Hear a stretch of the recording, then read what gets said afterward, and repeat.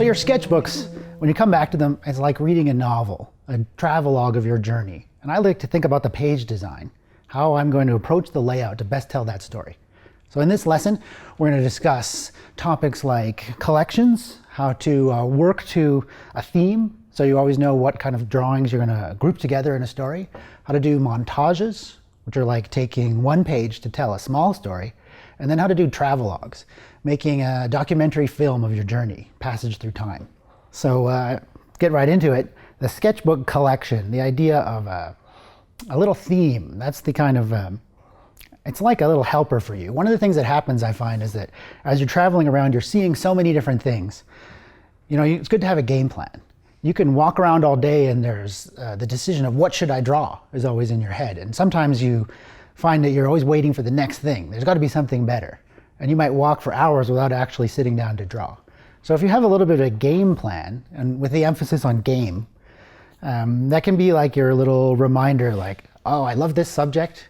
I want to get as many of these as I can in a day. It's just like a little structure I have in the back of my mind when I'm working. So I can pick anything, and you know, when you go to a place, you know what is cool about this place. So I have an example page here of all these little architectural heads. These all come off the Parliament buildings, the Chamber of Parliament in Canada, our government house. It's one of the greatest architectural monuments in my neighborhood. It's in Ottawa. And it is a big landmark, but it has these little detailed things that I love, these little ornaments. So I thought, how about I collect a whole set of these? And it was really suitable to something that's a grid layout, almost like a scientific study. This is the kind of thing you might do if you want to build a little collection of small objects, like maybe flowers, or it could be anything like shoes or toys or, yeah. So by thinking ahead that I have this one subject and I'm seeing how many I can get, I actually pre-planned this page to have these little grid type of design. And my favorite one featured on the side. So I'll literally draw little boxes of where I want things to go so that everything fits nicely into the arrangement. Now, I don't do this very often because it's kind of you have to know in advance what your plan is. More often I'll do something that's more of a linear kind of progression. So these types of designs, they give you an organized page. And it's nice to have one of these every once in a while as you're flipping through. So here I'm in Barcelona in a museum full of sculpture. And I'm just trying to pick up my favorite ones as I'm going through. There's dozens of them, right? So I just know I want to make a lineup of these characters, and each one, what is it that catches my eye? Maybe it's the expression on his face, or a part of the design of the costume, or the lighting. This kind of hooded, deep hooded robe caught my eye. So in a subject page like this, I might leave this page in my book for a couple of days. And when I'm walking down the street and find another statue, I remember, I have a collection going, statues on page 12, and I'll flip back to that page and insert a character. So that one's a little easier to develop the spacing naturally to lay out that kind of page design. So these types of things, they're really nice for coming in afterwards and adding a little color to highlight one of your characters, or doing the black shadows. You know, when I talked about this idea of knitting, that you've got your sketches building as you go, and throughout the day you can work on improving little details, just building your collection. Here's another kind of collection. This is all people. I go to one day, this is all done in one day, and there's a set of these. This is a drumming circle in Montreal.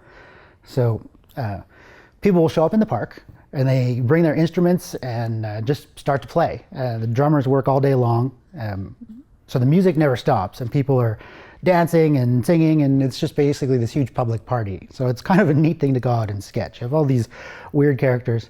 So this is just like my row of statues. I begin a character, and then I move around these pages looking for interesting people. Like this crazy old guy, he was hanging out with all the teenagers. I think that's cool. Maybe that'll be me one day. So I fit him in there. Or this character, he's got a real great look. So wherever you have an opportunity to add someone to your row, it sort of builds this sequence of events that makes a directional flow. See how they're all sort of facing in the same direction? Or like the way that my statues were lined up. That's kind of thinking about the page design in advance. And it's the simplest sort of presentation, grids or rows or just facing pairs. So as you flip through your book, you get this nice collection kind of mentality. And the one thing that I like about this when I'm traveling is that people can help you with it. You're going with friends and family, and if you say, I'm doing nothing but architectural sculpture this time, or in this book, this is my architecture book, when they see something neat, like a statue in the corner, they'll point it out to you. So other people can pitch in and help you with your collection. And it helps in a way. I'm always talking about how do you buy yourself time in the field. If they know that you're collecting motorcycles, then they'll point them out to you and they'll say, oh, draw that one. That's an awesome one. I'm going to go into this store for a few minutes while you sketch. So just letting people know what kind of collection you're working on is a way to stay on topic, be productive, and keep filling your pages as you go. But so those types of grids, that's one thing. But something that I really like is a more organic approach. I would call this a montage versus a kind of a pre-planned graphic design. So this kind of thing, I have this little phrase, I call it rock star and entourage. The idea that one of your subjects, one of the most interesting thing that caught your eye first is the biggest, placed in the center.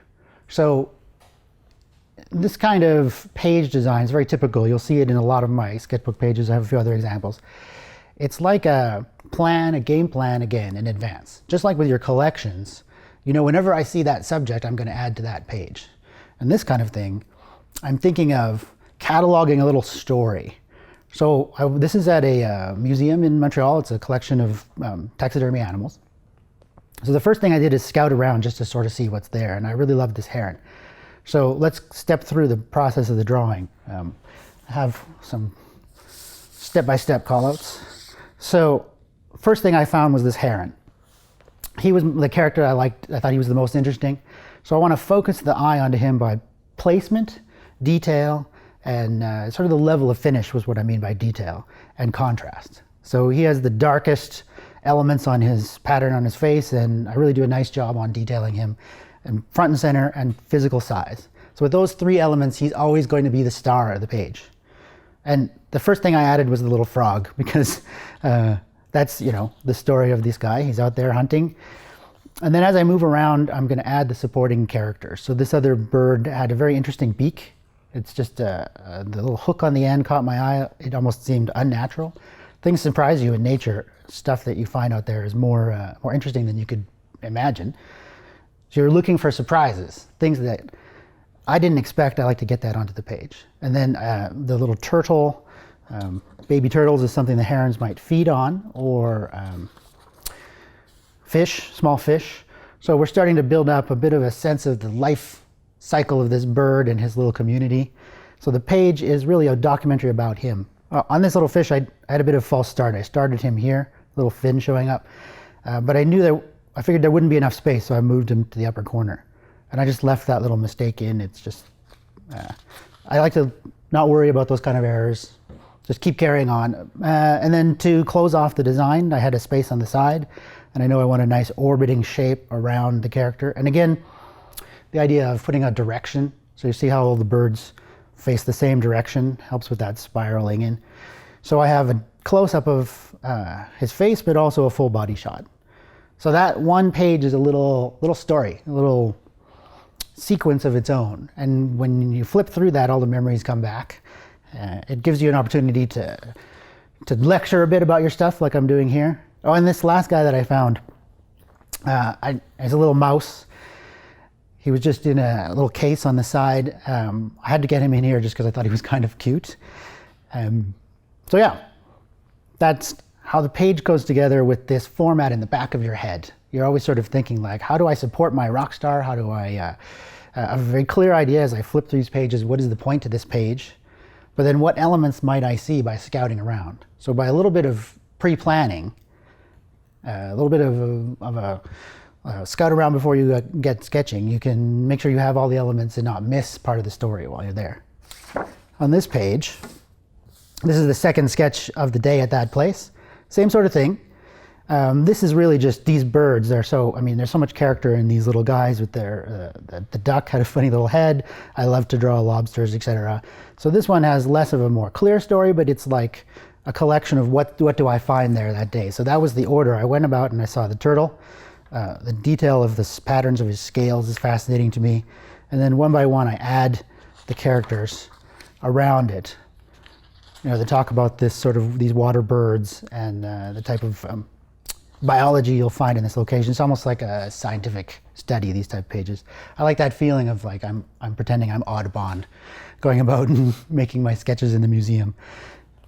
So yeah, that's how that kind of montage page lays out. And when you're working in a place that's where nothing moves, like a museum, you can really take your time and study what you want to get in there. Just wanted to add that little bird in the corner to make a nice layout. So part of it is instinctual balance on the page, and part of it is that planning of the priority. But I just wanted one more just to show you how this works, so, or how it pays off for you. So when you have that kind of thinking in your head, these are sketches that were done live at a rehearsal. It's a theater performance, and there's two actors rehearsing their characters. So they are doing their thing and I'm drawing. It's really a unique opportunity. But these pages, you'll see that directional layout, the idea of central character that by placement and detail attracts your eye. So this is the same kind of montage page, right? But I'm doing it incredibly quickly, almost instinctually. That's why it's great to have that kind of game plan. That later on when you're drawing, it helps to have a system so your pages come together. It's like, it becomes like, and this is just a nice closer, just the two portraits. So I don't like to say you should always do the same thing. You should always find new and interesting subjects. But by having a bit of an idea of your page design before you start, I think it can make a more interesting story. So the last kind of sketchbook collection is the travelogue, the idea of making, I like to think of it like a little documentary film of a trip. Because as you go through your journey, you're seeing a lot of places, there's a sequence of events, a passage of time. So I want to say, how can I tell that story page by page so that, like within the Rockstar pages, you have a whole thing encapsulated in one layout. But now it's going to be how the pages relate to each other as you pass. And it's very natural. A lot of it is just what you did and where you saw it. But there's a selection process about what makes a good sketch and a good set of order. So this one is this little sequence I'm going to show you. It's kind of a pre-planned idea. It's a trip back to the Parliament buildings where I was sketching those little ornaments. But unlike collecting individual objects, this time I wanted to get a sense of the place. So I think of it like a film script. And there are things that you'll see that people do in a film. They start with an establishing shot of the location, so you see where they are. And then they'll maybe close in on some details of the place and get to the characters, what's happening. So there's that alternation between wide shots and close-ups. So see how it goes through the layout. That I arrive at the Parliament buildings. This is coming from the parking lot, actually. So it's just a big landscape spread to say, this is where I am. And this is the view, the classic view of the Parliament that everyone in Canada recognizes. The big tower is very distinctive in the lawns. So yeah, so it really sets the sense of place. And then I'll find a key detail, something that tells that story and is the most interesting thing on the area. So the clock tower and just getting the flag in there, again, it's a little patriotic element for me as a Canadian. So those are the kind of details I might look for to follow. And then the human element. So if it's something with real people, then you can draw portraits of what's going on. But often I'll use statues. So these are past parliamentarians, Diefenbaker, Laurier, King. These are all characters that we know from our history books, but I'm, like most people, don't spend that much time dwelling on Canada's history. So it's kind of neat to draw these people and visualize in my mind who they were, and then I'll go back and read about the history. And so that's what these little notes are. So, and then you alternate back and forth between details of interesting set pieces, and the characters. And you just keep switching back and forth between these things to tell your story. So the most famous, Sir John Macdonald, is our most famous Prime Minister. And this section of the rear side of the Parliament building, that's what they call the library tower. And I just really loved the way all of the little peaked windows work along the spire of this building. So even though that's not anatomically correct for the building, I have this big close-up of that fascinating area. So you see how this is like cinematic kind of movie type progress around this place. What's interesting, what are the bits of history that I get out of the place. And then I like to close with kind of a kind of a nice closer. Just again, another panorama, quiet shot. This was the end of the day. It's starting to get rainy. Sort of a moody piece. So that's how you can think of visiting a place or a city or even an entire country, breaking it down into set the tone, show the things that are fascinating, and tell me a bit about the people. And it makes a whole story in a sequence. I got another example. So that one was a little more of like systematically planned. I knew what I was going to get before I went out and I got these sketches.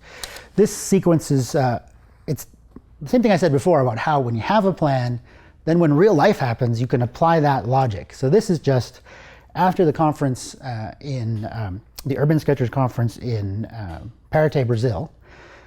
We went to Rio and we drew with some of the other instructors. So this is just us at lunch. And what do sketchers do when they're hanging around after teaching a class? They draw each other at lunchtime. So in this book, it's more just a passage of time. This is actually what I saw in the order of events, but I have that plan in the back of my mind. So this event happened. We stopped at a roadblock and the police are stopping cars and searching things. That's a very distinctive event that you see in Brazil. It's a very high security environment. So that's a detail that I had to get. We had to stop and sketch these police, even if I was a little nervous about doing it, because it really tells the story.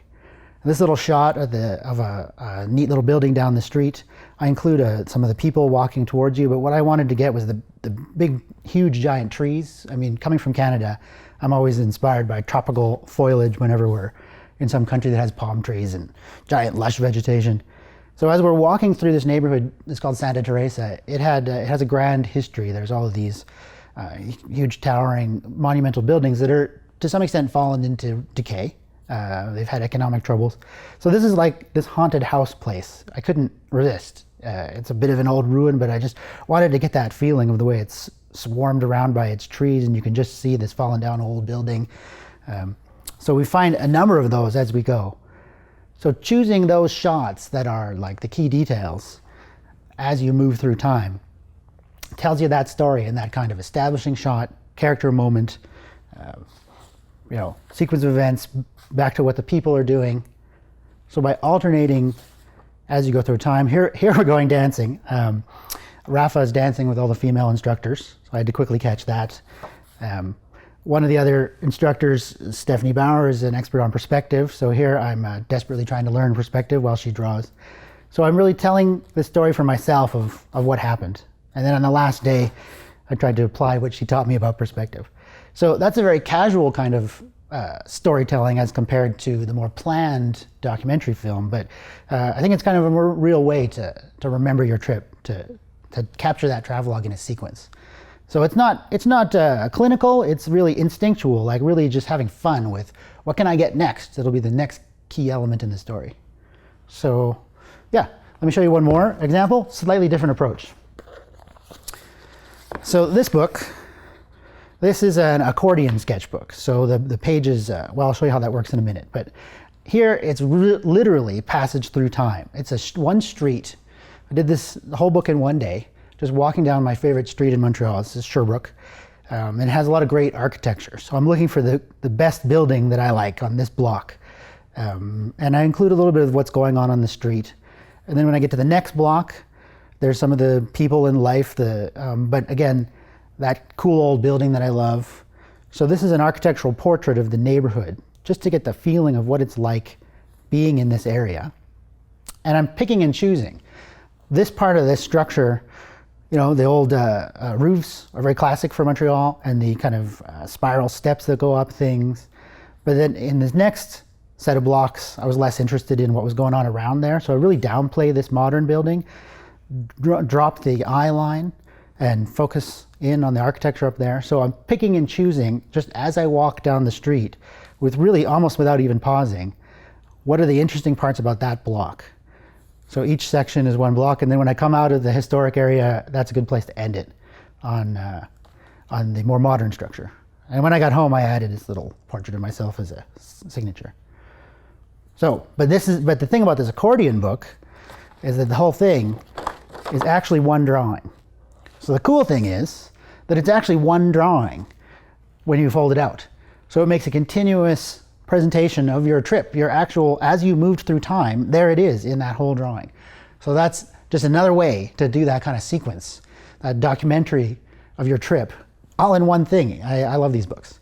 So for your homework, start some collection books. I like to just take a little notebook and dedicate it to a theme. Maybe it's botanical drawings, flowers, or maybe you like, I don't know, motorcycles or shoes.